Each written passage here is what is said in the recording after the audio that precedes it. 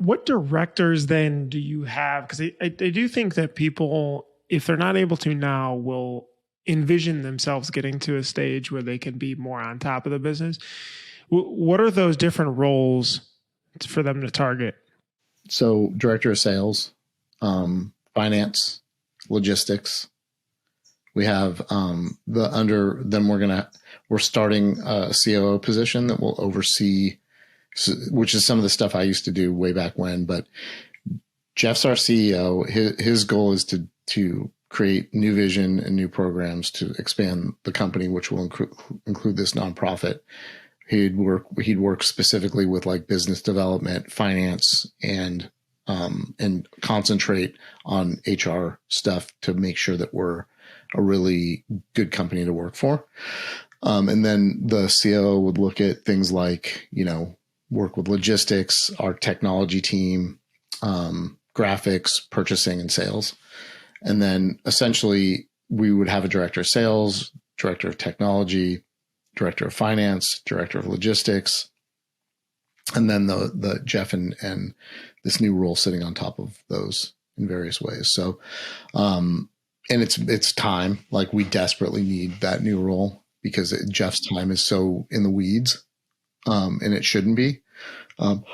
He should be working on programs to expand the business, and so that's happening. And so I'm working with a couple of nonprofits to do some programs that I'm super excited about, but they're still a little under wraps. So I'm going to just leave it at that, but it's good. And then I've been chatting with our friends over at Bella Canvas about different ways to sort of, work with printers. They had Tom Davenport, sort of their director of decoration, for a long time, but he's doing Made Lab now.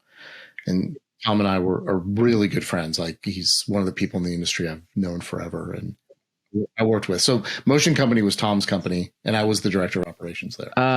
Okay. Super cool. Yeah.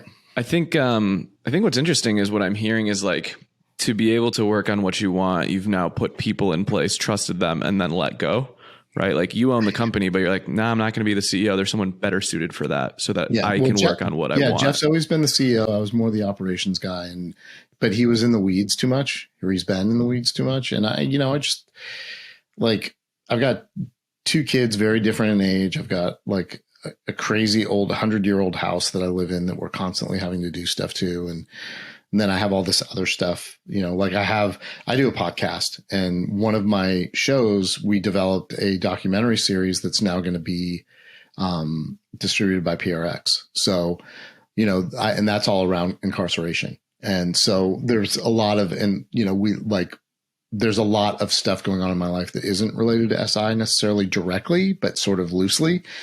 And it allows me the opportunity to step back, and when they need me to come in and do interviews like this, or do interviews because I've done a ton lately, you'll see like that the SF Standard that you mentioned, the SF Business Times. I've done like 3 other podcasts in the last few months with different people.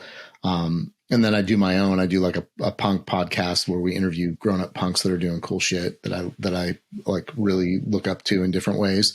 And then I do the one about mass incarceration. And that one kind of took off because my co-host on that, his story won the Pulitzer Prize in 2022.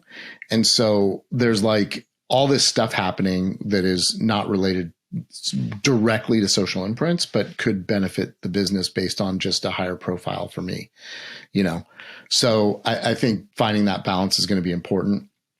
And I really feel like the business is in like super good hands anyway. And Jeff has been really the guy the whole time we've been in business. He's been the CEO since the start. And, I think putting new people in the higher director positions is it's like going to be a major,